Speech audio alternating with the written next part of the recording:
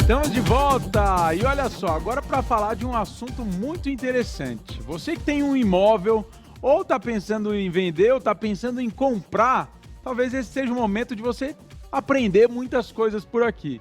Hoje nós estamos recebendo ele, que é gerente de vendas, já esteve aqui em outro momento e agora vai falar sobre os erros mais comuns, tanto na hora de comprar quanto na hora de vender. Tilson Battaglia, seja muito bem-vindo, meu amigo. Obrigado, Bruno, pelo convite. Estou feliz de estar aqui novamente, poder contribuir com pessoas que estão almejando comprar o seu imóvel, seja realizando o sonho da casa própria, o seu primeiro imóvel, como também quem está fazendo aí um upgrade, precisando mudar. Tenho algumas dicas que eu acredito que podem ajudar as pessoas a fazer uma boa negociação. Vamos lá. Muito bem, olha, eu acho que é um desejo de boa parte da população ter a sua casa própria, né? Então, eu quero que você comece falando sobre os compradores. Quem tem um desejo de comprar uma casa, quais são os erros mais comuns, assim, de acontecer durante esse processo? Tá.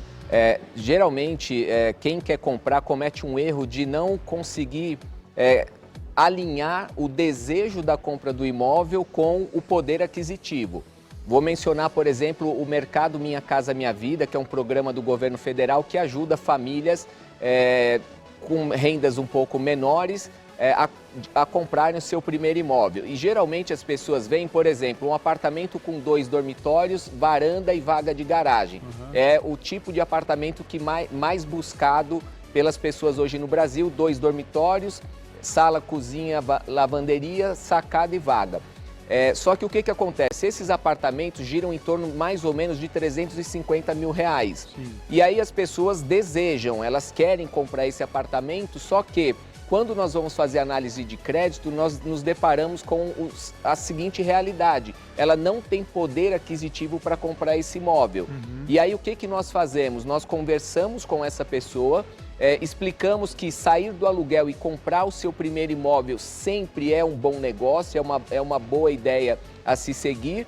E, nesse caso, nós adequamos ela ao imóvel que ela consegue comprar. Por exemplo, de repente você não consegue comprar 2 dormitórios com sacada e vaga, mas você consegue comprar 2 dormitórios sem sacada e, de repente, sem vaga, ou sem sacada, mas com vaga. E as incorporadoras, elas têm um portfólio de imóveis que vai desde estúdios 1, 2 e 3 dormitórios, com opções de sacada e vaga. Esse seria um dos primeiros erros.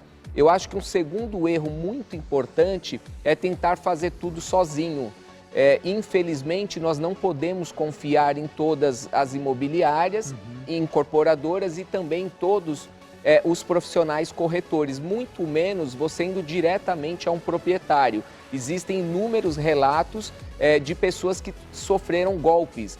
Recentemente, se eu não me engano, em Balneário Camboriú, uma empresa lá muito bem instalada, com uma estrutura física extraordinária, deu um golpe, eu não lembro agora o valor, cerca de R$500 milhões. Vendia imóveis de médio e alto padrão. Muitas das pessoas compravam ou para morar ou para investir e, de repente, elas se viram enganadas e não vão receber seu imóvel, ou o dinheiro aportado ali para ter um retorno de investimento foi perdido. E qual é a justificativa? Eu não sei exatamente, foi um golpe, né? Então saiu na mídia, no mercado imobiliário, e aí vai ser feitas as apurações, etc. Então isso é muito sério e acontece mais do que nós gostaríamos. Então, a principal orientação se for incorporadora, construtora, pesquise pelo CNPJ dessas empresas. Se for imobiliária, o site do Cresce, ele permite que você verifique se ela está devidamente regularizada, e os corretores de imóveis também. Eles têm, assim como o médico e o advogado têm uma carteira de identidade profissional, os corretores de imóveis também devem estar devidamente credenciados. E hoje, com a internet, com as informações todas em rede, você consegue pesquisar um pouco sobre esses profissionais, essas empresas, para que você seja bem assessorado. Naturalmente, você terá de pagar uma comissão para a imobiliária ou para o corretor de imóvel. Isso geralmente está embutido no preço do imóvel, assim como quando você compra um carro, compra um iPhone e demais produtos, você está pagando ali os honorários dos profissionais, comissão dos vendedores. Isso é normal, mas é muito melhor você seguir por esse caminho que eu estou orientando do que você se aventurar em querer tirar vantagem, né? Esse jeitinho brasileiro nem sempre é o melhor caminho, você pode acabar se arrependendo, porque muitas vezes o patrimônio, né, aquele dinheiro que você juntou com tanto esforço ao longo da sua vida, pode ir por água abaixo e você perder todo esse dinheiro. Nossa, Deus o livre. Você sabe que eu tenho um conhecido, eu não sei nem se isso é comum de acontecer, vou até pedir para você comentar sobre, que comprou um apartamento, não sei qual foi a condição, mas foi uma condição que no momento para ele foi atrativa, e comprou na planta. No momento de entregarem para ele o apartamento, ele tinha que pagar uma taxa extremamente alta, um valor altíssimo, e que ele não conseguiu pagar e perdeu tudo que ele já tinha pago antes. O que aconteceu nesse... Houve um momento na nossa economia em que, assim que começou a se desenvolver de forma mais massiva o financiamento imobiliário, ficava um saldo no final. E algumas pessoas se assustavam porque elas diziam, poxa, mas aquilo que eu paguei ao longo do tempo é como se não tivesse sendo amortizado, e no final elas tinham que pagar um valor absurdo, às vezes quase que o correspondente ao que foi pago nesse período. Hoje isso não acontece mais, houve mudanças na legislação e as pessoas elas conseguem ter uma previsão de quanto elas irão pagar em termos de financiamento. Seja quem compra dentro do Minha Casa Minha Vida, seja quem está comprando imóvel de terceiros ou de revenda. Quer dizer, aqueles imóveis em que as pessoas já moraram nele e você está comprando esse imóvel. Os principais bancos hoje no Brasil, Caixa Econômica Federal, Itaú, Santander e Bradesco, são os que mais financiam, embora outros também financiem, eles colocam num documento toda essa previsão. Então ali você tem clareza do custo efetivo total do seu financiamento, valor das parcelas a serem pagas, o índice que vai corrigir essas parcelas, se é a TR, se é algum outro índice, de forma que você consegue ter uma previsão de quanto você vai pagar. Existe além disso, então assim, é bastante seguro. Se você fizer pelas vias legais, como eu estou orientando, seja procurar corretores imobiliárias ou incorporadoras respaldadas já no mercado, como também bancos, esses grandes bancos que eu mencionei agora, você com certeza estará fazendo um bom negócio. E uma coisa interessante também é a amortização. É a possibilidade de você contratou um financiamento, lá está previsto que você pague X valor por mês de parcelas, mas você consegue ir amortizando, quer dizer, pagando um valor a mais que vai fazendo com que essas parcelas vá sendo eliminadas. Geralmente eles falam entre pagar a primeira e a última, né? Isso. Que aí vai amortizando. É mais ou menos esse raciocínio. Por exemplo, você paga R$ 2.500 de parcela por mês. Essa primeira parcela, os 2.500, ele é a maior parte juros e só uma pequena parte o valor devido. Só que quando você inverte, você paga de trás para frente, você consegue fazer com que desse valor, quase todo ele seja juros e você pague só um pequeno valor do valor devido. Deixa eu tentar traduzir isso mais ou menos em números. Digamos que você contratou um financiamento de R$300 mil para comprar um imóvel de 350 mil. 50 mil você vai dar de entrada. Se for um imóvel de terceiro, você tem que aportar isso imediatamente. Se for numa incorporadora que vende na planta, esse valor é diluído no período de obras. Então, desses 300 mil, digamos que você vai pagar 600 mil de financiamento. Vamos dizer que ao longo de 30 anos, os 300 mil vão ser 600 mil, porque, claro, o banco está te emprestando um dinheiro no presente e ele vai levar 30 anos para receber esse valor total. Se você for amortizando, você consegue reduzir drasticamente esse valor. Para vocês terem uma ideia, embora hoje o prazo máximo de financiamento no Brasil é de 35 anos, 420 meses, a média do brasileiro é conseguir pagar entre 8 e 10 anos. E tem pessoas que conseguem com 3, 4, 5 anos. Essa é a média. Legal. Então, você consegue reduzir drasticamente. Digamos que de 300 mil que você pagaria de juros, você consegue reduzir 100, 200, às vezes 250 mil de juros, se você conseguir pagar no menor período de tempo. Legal. Quando a gente fala em comprar imóvel, é um assunto que é até meio tabu, às vezes, porque quem tem a grana para comprar à vista, eu já vi alguns vídeos falando sobre isso.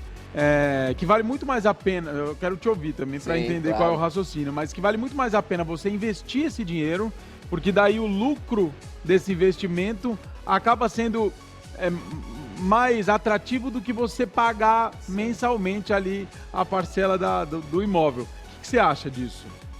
Se você tiver um dinheiro aplicado que esteja rendendo acima do valor da taxa de juros emprestada, vale a pena. Vamos trabalhar um exemplo. Hoje nós estamos com a Selic a 15% no Brasil. Se você tem um dinheiro aplicado, esse dinheiro ele vai estar rendendo mais ou menos 12, 15% ao ano, enquanto você está pegando um financiamento, digamos que a 11% ao ano. Isso significa que se você mantiver o seu dinheiro aplicado a 15% e estiver pagando um financiamento a 11%, você está ganhando 4%. Então é melhor deixar o dinheiro aplicado e ir pagando as parcelas mensais. Você está ganhando mais dinheiro com ele aplicado do que pagando totalmente à vista. A compra à vista ela vale a pena em algumas circunstâncias. Primeiro, se você tiver um bom abatimento do valor, se você conseguir negociar junto ao proprietário do imóvel ou junto à incorporadora construtora do imóvel, talvez valha a pena. Nós falamos de trazer o dinheiro para o presente. As incorporadoras têm em sua tabela de preço já uma previsão de desconto. Por exemplo, tem incorporadoras que dão desconto de 8,5% sobre o valor do imóvel, 7,5%. Pessoas com bastante inteligência financeira, elas conseguem calcular de forma que elas entendem que se ela pagar à vista tendo 7,5%, 8,5%, é mais vantajoso do que pagar parcelado esse imóvel. Vale ressaltar o seguinte, nós temos também uma previsão de pagamentos para o cidadão comum, digamos assim, que é aquela pessoa que quer comprar o seu primeiro imóvel, ela não é um investidor, ela tem o seu salário mensal ou mesmo como autônoma, ela tem uma renda ali variável, né, no que ela empreende todo mês, e nós temos o investidor. Para essa pessoa, o cidadão comum que quer comprar o seu imóvel, geralmente as incorporadoras facilitam o pagamento da entrada. Então vamos dizer que um imóvel de 300 mil reais, ela tem que dar 20% de entrada, seria 60 mil. Hoje, se você pegar os dados financeiros da população brasileira, a maior parte da população não tem esse dinheiro guardado para comprar o imóvel. E por isso que não compra, não é porque ela não deseja. Inclusive, o desejo de realizar o sonho da casa própria está entre os dos desejos maiores do brasileiro, né? E aí, o que a incorporadora faz? Sabendo disso, foi criado o crédito associativo, onde o banco, que é um ente financeiro, a incorporadora e o cliente trabalham juntos para que isso aconteça. A incorporadora, ela vai desenhar um projeto, ela vai fazer o seguinte, olha, eu vou comprar um terreno numa certa região, eu vou incorporar ali, por exemplo, 2 torres com área de lazer completa, com tantas vagas, etc. e tal. Ela leva esse projeto para a Caixa Econômica, a Caixa Econômica vai avaliar, segundo as diretrizes do plano diretor, da prefeitura, etc. E ela vai dizer, ok, eu banco esse empreendimento, com um porém. É bacana que tem a ver um pouco com aquela sua pergunta anteriormente. A Caixa ela não vai liberar o valor total. Por exemplo, digamos que a construção desse empreendimento custará 50 milhões de reais. Se a Caixa liberasse de uma vez, o que nós pensamos de cara assim? Pô, o empresário pode pegar esse dinheiro, cair fora e as pessoas não verem o empreendimento e nem a Caixa o seu dinheiro. Então, o que foi feito para que isso não ocorra? A cada etapa que você for evoluindo na construção desse empreendimento, a Caixa vai liberando um certo valor. Primeiro que, para ela liberar um primeiro valor, você já tem que ter vendido de partida um percentual da quantidade de imóveis. 10, 20% das vendas daquele empreendimento. Você, incorporadora, já deve ter começado a vender para que a Caixa comece a liberar esse recurso. Então, o que a incorporadora faz? Ela faz esse lançamento, ela faz um marketing muito forte na mídia para atrair pessoas para comprarem. Essas pessoas comprando, a Caixa fala, ok, você cumpriu a primeira exigência. Agora eu vou te liberar, por exemplo, R$1 milhão para você aplanar o terreno. E aí é liberado esse valor. Em seguida, o engenheiro vai lá verificar se tudo aquilo que a incorporadora se comprometeu a fazer, de fato foi cumprido. Foi cumprido, vamos para a segunda etapa. Agora eu te libero. Por etapa, né? São por etapas, de forma que o comprador hoje ele tem 100% de segurança de que ele irá receber o seu imóvel. Não acontece mais dele não receber. Vamos trabalhar com a hipótese de que uma dada incorporadora vá à falência ou o dinheiro foi mal gerido ou de alguma maneira ela faliu. A Caixa é a responsável pela entrega do imóvel, ela destitui essa incorporadora e coloca uma nova incorporadora de forma que as pessoas não vão perder o seu investimento. Então, comprar um imóvel hoje no Brasil, do ponto de vista jurídico, legal, é extremamente seguro, desde que você faça pelas vias legais, como eu falei, procurando os profissionais credenciados para isso. Infelizmente, na corretagem, os corretores de imóveis, como em todas as áreas, convenhamos, nós temos profissionais que não honram a profissão, seja porque não se preparam, seja porque não tem postura, não tem conhecimento adequado para atender os clientes e aí acaba sendo mal falados, como em algumas outras áreas, advogados, etc. Mas nós temos sim, sem dúvida, dois órgãos que regem essa profissão no Brasil, que é o COFES, que é um órgão federal, e o CRESSE, que são órgãos regionais, que cuidam de tudo que diz respeito a essa profissão. Código de ética, atuação profissional, eles fiscalizam se nos estandes de vendas, nas imobiliárias, as pessoas estão devidamente credenciadas e há inúmeros treinamentos para que essas pessoas possam prestar o melhor serviço ao cliente comprador do imóvel. Para fechar essa questão dos dois tipos de compradores, então nós temos o comprador pessoa física comum, que vai pagar uma parte da entrada parcelada pela incorporadora e o restante financiado pelo banco. E o investidor, como é que ele faz, tios? Ele chega na incorporadora e fala, olha, eu tenho interesse em comprar ou para vender depois que houver a valorização ou então para alugar. E aí é feito um fluxo de pagamento no período de obras, digamos que sejam 36 meses para entregar da data do lançamento até o prédio ficar pronto, ele vai dar 10% de ato, vai dar 55% mais ou menos como ele quiser durante esse período, pode ser linear, eu quero dar R$8 mil por mês, ou então põe 3 mil por mês, eu dou anuais de 20 e 30 mil reais e lá no final ele fecha os 100% do valor do imóvel dando 35%. Dessa maneira, em 36 meses, durante o período de obras, ele pagou 100% do valor, enquanto que quem comprou como pessoa física pagou entre 20% e 35% e o restante é financiado junto ao banco. Ele vai pagando as parcelas mensais no tempo que ele contratou com o banco, mas o banco, assim que é liberada as chaves, paga o valor integral para a incorporadora. Por exemplo, eu financiei 300 mil reais. Os 300 mil reais eu vou pagar ao longo de 30 anos, mas esses 300 mil é pago de uma única vez para a incorporadora, para que ela possa subir o empreendimento, possa remunerar os profissionais como eu, que nos dedicamos a você que quer realizar o sonho da casa própria. E da melhor forma, né? Uma maneira segura, com orientações aí que precisam ser dadas, de certa forma. Olha, esse assunto, muitas dúvidas, mas infelizmente o nosso tempo é curto, mas quero te agradecer pela sua presença. Vou pedir para você passar para o pessoal de casa, seus contatos, quem tiver a fim de comprar um imóvel aí precisa cuidar. Aliás, a gente nem conseguiu falar, porque o tempo está corrido, sobre os cuidados de quem precisa vender um imóvel, principalmente agora, quando, sei lá, morreu o parente, morreu o pai, mãe, precisa vender a casa e dividir entre os irmãos aí. Às vezes tem um leve desespero para conseguir vender e distribuir cada um a sua parte, mas a gente não vai poder falar sobre isso. Mas quem estiver passando, né, por essa situação e tiver qualquer dúvida, entre em contato com ele, ele vai passar os... Vou pedir para você passar para o pessoal de casa aí, telefone, rede social, porque eu tenho certeza que esse é um problema muito incomum. Você deve ouvir falar muito sobre isso, né? Nós assessoramos tanto quem está vendendo como também quem está comprando. Os meus contatos são o telefone 11 São Paulo 945339335. Minhas redes sociais é Tilso Bataglia, em todas elas, LinkedIn, YouTube, TikTok, Facebook, WhatsApp, você consegue falar comigo. Nós temos uma assessoria completa em termos jurídicos, em termos de análise de crédito, através dos correspondentes bancários da Caixa, que são devidamente legalizados para fazer esse trabalho. 100% seguro e com muito carinho, um atendimento humanizado que eu, como gerente de vendas, e os meus corretores e corretoras vão prestar, sem sombra de dúvida, o melhor atendimento possível para você. Muito bem, minha gente. Não vai vender nem comprar nada aí sem falar com o homem antes, tá, meu povo?